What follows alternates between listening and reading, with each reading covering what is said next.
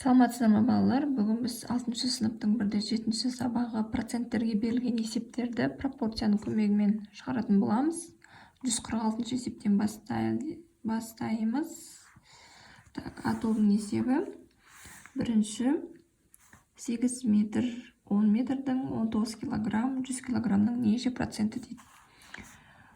Жалпы қатты қиын емес, алдыңғы тақырыпқа өте қатты ұқсас. 8 метр 10 метрдің қанша проценті дейді. 10 метріміз, сонда бізде 100% құрап тұр. Енді осы 8 метр қанша пайызды құрайды деп сұрап тұр бізден. Пропорция x-ті табу үшін 8-ді 100-ге көбейтеміз, бөлеміз 10-ға. 100-ді 10-ға бөлсек 10, 10-ды 8-ге көбейтеміз 80. Сонда 80%-ын құрайды деп жазып қоямыз. Енді екіншісін шығарамыз. 19 килограмм 100 килограммның неше проценті дейді. 100 килограмм бізде 100%-ды құрайды сонда. Ал 19 килограммның пайызын біз қазір табамыз. X тең 19 көбейтілген 100 бөлінген 100. 100 бен 100 кетеді, сонда 19%-ды құрайды екен.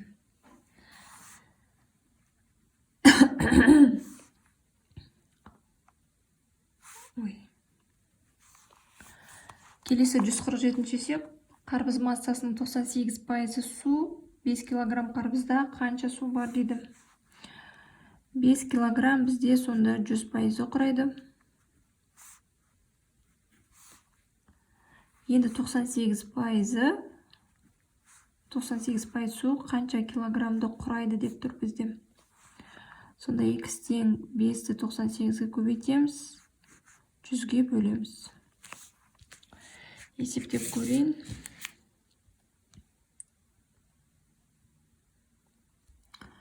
$490 бөлінген 100 бізде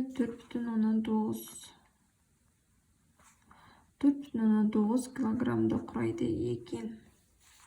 Енді осы 147-дің екіншісі. Кептердің ұшу жылдамдығы шамамен 17 метр секунд. Ал қарғаның ұшу жылдамдығы кептердің ұшу жылдамдығының 90%-на тең. Қарғаның ұшу жылдамдығын табыңдар дейді. Так, істейміз. 17 метр бөлінген секунд бізде сонда 100%-ды құрап тұр. Енді соның 90%-ы қанша метр бөлінген секундқа тең екен табамыз. X тең 17-ні 90-ға көбейтеміз және 100-ге бөлеміз. 17-ні 90-ға көбейтетін болсақ 1530, оны 100-ге бөлеміз 15,3. Жауабы 15,3 метр бөлінген секунд. Келесі 148-ші есеп. Біріншісі саяхатшылар түске дейін 64 километр қашықтыққа барды. Бұл жүруге тиісті межеленген қашықтықтың 60%-дай. Саяхатшылар неше километр қашықтықта жүруді межелеген еді дейді. Так, 64 километр қашықтық бізде 20%-дай деп тұр. 64 километр, сонда бізде 20% болады. Енді біз соның 100%-дағы қашықтықты табуымыз қажет. Пропорция құрамыз, 64-ті 100-ге көбейтеміз және 20-ға бөлеміз. Бұл жерде 20 мен 100-ді қысқартамыз, мынаған 5-тен тиеді.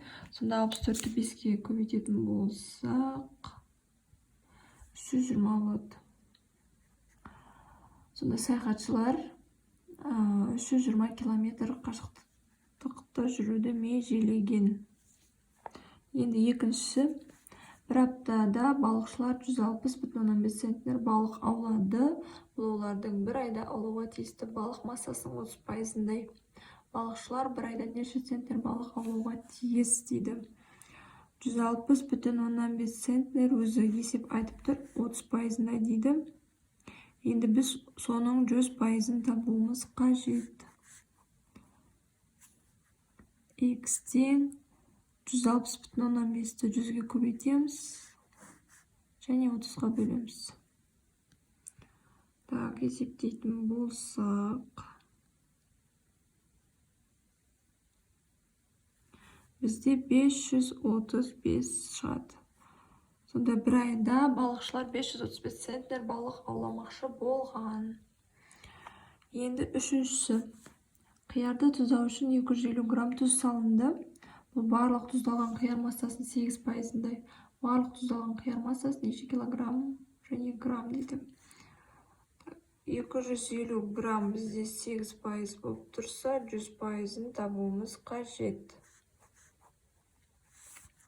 Пропорция құрамыз 250 көбейтілген 100 бөлінген 8.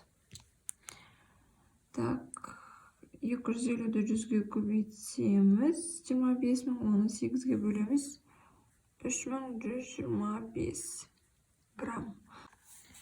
Келесі 149, қарбыздың жерге себілген 160 тұқымының 144 өнді. Қарбыз тұқымының өнімділігі неше процент дейді? Бірінші есебі, 160 тұқымы бізде сонда 100% болады. Енді соның 144 өнген, соның пайызын табамыз. Так, x-тен 144-ті 100-ге көбейтеміз, және 160-ға бөлеміз. Есептейін қазір 144 көбейтілген 100 болады, 14400 бөлеміз 160-ға. Сонда 90% өнген екен. Жауабы 90% өнген. Екіншісі, бұйымның алғашқы бағасы 2800 теңге. Оның арзандатылған бағасы 2380 теңге. Бұйым неше процентке арзандатылған дейді. Так, 2800 теңге бізде 100% құрайды. Арзандатылған бағасы 2380 теңге. Біз сонда мына жерде 2800-ден 2380-ді азайтуымыз қажет. Қанша теңгеге арзандағанын анықтап аламыз алдымен. Так, сонда 2800-ден 2380-ді азайтсақ, бізде 420 теңге болады. Мына жер 420 теңге.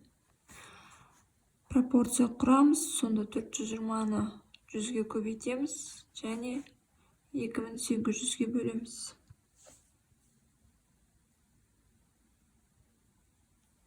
Бізде 15 шығады. Сонда 15%-ға арзандатылған. Үшінші. 300 грамм тұзды су ерітіндісінде тұз, 18 грамм тұзды су ерітіндісінің концентрациясы неше процент дейді?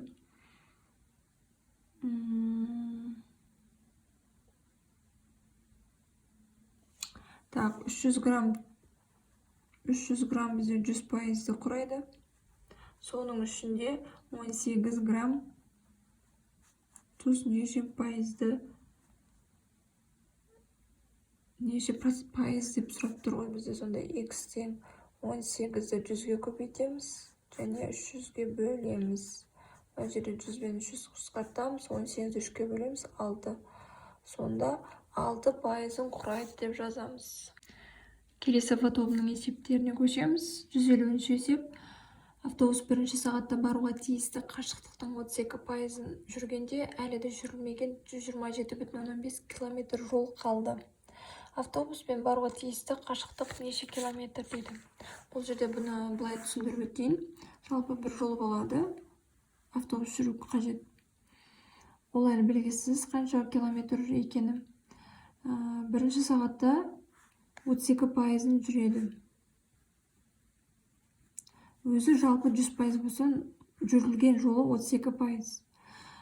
Жүрілмеген 127,5 км жол қалды. Мұна жақ жүрілмеген пайызы, бұл 68% болады.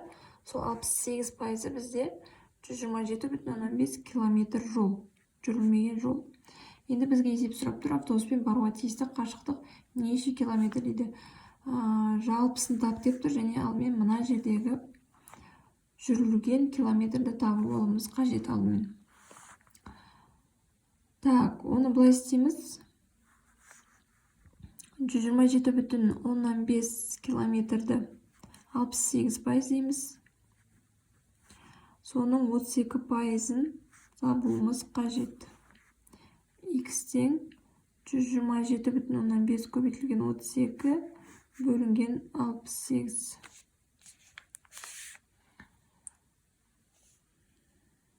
Так, 127,5 көбейтілген 32 бөлінген 68.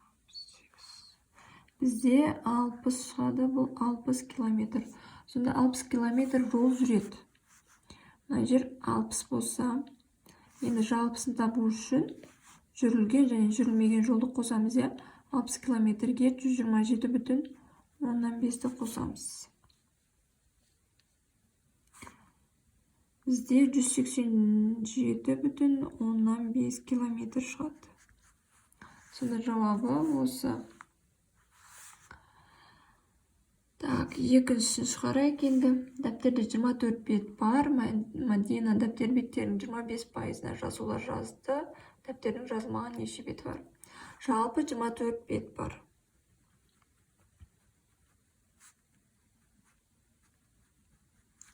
Енді соның 25%-на жазулар жазды дейді. 24 бетті 100% деп аламыз.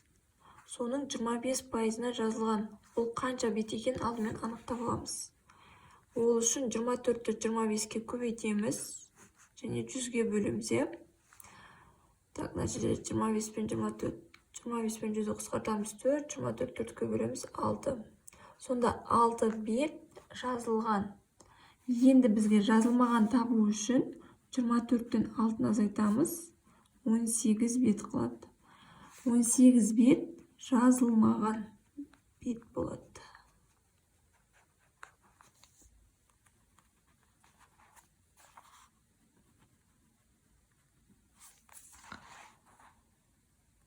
Келесі 151-ші есеп.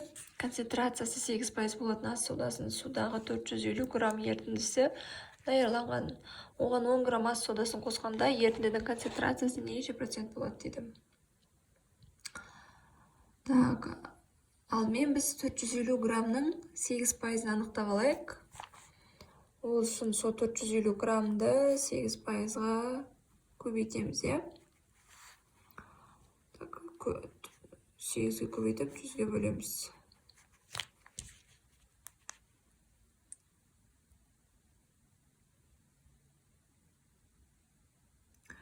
Бізде 36 шығады, 36 грамм. Енді осы 36 граммға 10 грамм қосқанда дейді. Сонда 36 граммға 10 граммды қоссақ, бізде 46 грамм шығады екен. Осы концентрациясы, ерітіндінің концентрациясы неше процент болады дейді. Енді осы жерден пропорция құрамыз. 450 граммды біз 100% десек, осы 46 граммның бізге пайызын тап деп тұр.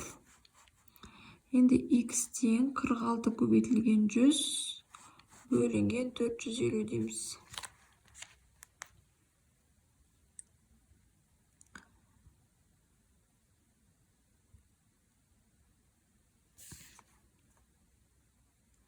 Так, жуықтап алғанда бізде 10,2 деп алайын. 10,2% болады екен жауабы. Жасау керек. Олар бір айда 2 домбыраны артық жасады. Домбыра жасайтын шеберхана бұл айда жоспарын неше процент артық орындады дейді. Жалпы 8 домбыра бізде 100% құраса, 2 домбыра артық жасайды. Сол 2 домбыраның пайызын тауып аламыз. X-тен 2 көбейтілген 100 бөлінген 8. 2 мен 8-ді қысқартамыз. 100-ді 4-ке бөлеміз, 25%. Сонда домбыра жасайтын шеберхана бұл айда жоспарын неше процент артық орындады? Сонда 25%-ға артық орындайды екен. Екіншісі, біріншісі екен. Тік төртбұрыштың ауданы 90 дециметр квадрат, ұзындығы 15 дециметр, тік төртбұрыштың ені ұзындығының неше процентіне тең дейді. Так, аудан берілген S 90 дециметр квадрат, ұзындығы A1 15 дециметр.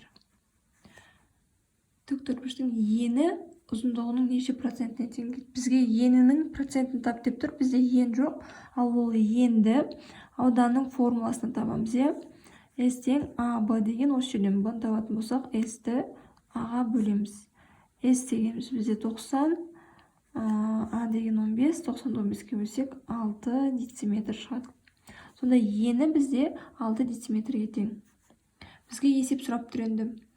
Тік төртбұрыштың ені ұзындығының неше процентіне тең дейді. Ұзындығы бізде 15. 15-ті осы 100% деп аламыз. 6 дециметрдің пайызын табамыз. Сонда 6-ны 100-ге көбейтеді екенбіз. 15-ке бөлеміз. 600-ді 15-ке бөлейік. Бізде 40 шығады. Сонда 40%-ды құрайды деп жазып қоямыз.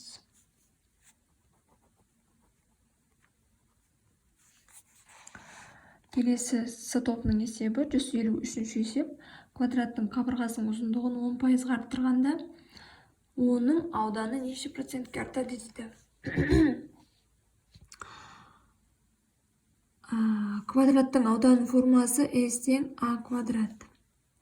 Енді оның ұзындығын 10% арттырса, 1,1 болады. 10%-ы 1,1 болады. Сонда S тең 1,1 А-ның квадраты болады. 1,1-дің квадраты бізде 1,121 А квадрат болады. Енді бізге осының не дейді? Ауданы неше процентке артады дейді ғой. Осының пайызын табайық енді. А квадратты 100% деп алсақ, 1,121 А квадратты X% деп аламыз. X тең, сонда 1,121 А квадрат көбейтілген 100 бөлінген А квадрат. А квадрат пен А квадрат жойылып кетеді. 1,121 100-ге көбейтсек 121 шығады. Сонда 121%-ға артады деп жазып қоямыз.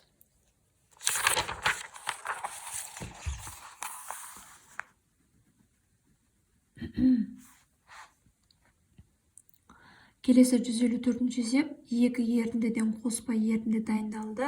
Бірінші ерітіндінің массасы 500 грамм, концентрациясы 22%. 500 грамм 22%. Екінші ерітіндінің массасы 300 грамм, концентрациясы 30%. Осы екі ерітіндіден дайындалған қоспа ерітіндінің концентрациясы неше процент? Бізде сонда екі ерітінді бар. Бізде бірінші ерітінді, екінші ерітінді бізде 300 грамм екен. Оның концентрациясы 30%.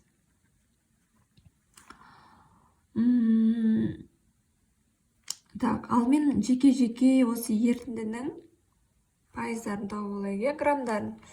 Ол үшін 500-ді 22-ке көбейтіп 100-ге бөлеміз. Қысқарып кетеді. 5-ті 22-ке көбейтсек 110 грамм шығады. Бірінші ерітіндіде 110 грамм екен. Екіншісінде 300-ді 30-ға көбейтеміз. 100-ге бөлеміз. 100 бен 300-ді қысқартамыз. 3-ті 30-ға көбейтеміз. 90 грамм. Енді осы екі ерітіндіден дайырланған деп тұр. Бізде сонда осы екі ерітіндінің граммын қосамыз. 110 граммға 90 граммды қосамыз. Бізде болады 200 грамм. Енді жалпы бізде 800 грамм бар. Себебі 500 грамм мен 300 грамм қосамыз. 800 грамм ол бізде 100%-ды құрайды деп жазамыз. Ал енді 200 грамм бұл осы екі ерітіндінің қоспасы қанша пайызды құрайды деп тұр. X тең 200 көбейтілген 100 дейміз. Бөлеміз 800-ге. 200 бен 800-ді қысқартайын. Аған 4-тен тек 100-ді 4-ке бөлеміз. 25%-ды құрайды екен. Сонда жауабы 25%-ды құрайды. Енді соңғы есеп 155-ші есеп. Оқушы 175 санын 40% арттырып, оның 20% тапты. Оқушы есептеу нәтижесінде қандай санды тапты дейді. 40% арттырғандағы санын тауып алайық. Алдымен 175-ті 100% деп аламыз. Соның 40% қандай сан екен тауып аламыз. X тең 175 көбейтілген 40 дейміз, бөлінген 100. Есептеп көрейін.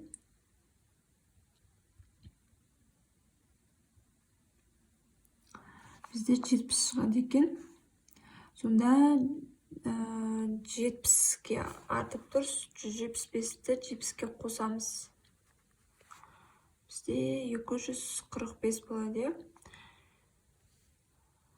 245 деген сан тұр. Енді соның 20%-ын табуымыз қажет. 245-ті біз 100% деп алсақ, 20%-ын пропорциямен табамыз. X тең 245 көбейтілген 20 бөлінген 100. 20 мен 100-ді қысқартамыз, мынаған 5-тен тиеді. 245-ті 5-ке бөле салайын. 49. Сонда оқушы есептеу нәтижесінде 49 деген санды тапты. Жалпы балдар есепті біз аяқтадық. Есептер түсінікті болды деп ойлаймын. Келесі кездескенше, келесі тақырып бізде масштаб.